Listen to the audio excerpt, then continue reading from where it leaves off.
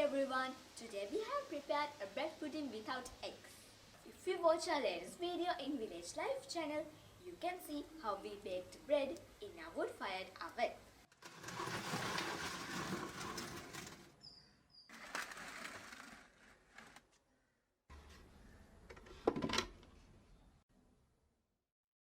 So we took 2 breads from that to make this pudding.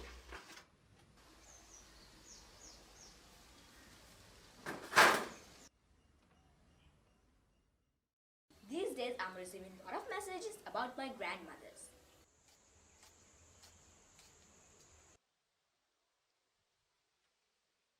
Therefore I want to tell you, both of them are fine. But unfortunately we can't meet each other due to pandemic of coronavirus. Thank you for watching this video. Please share this video and subscribe my channel. I wish you all a healthy and happy life. Please stay safe. See you on the next video.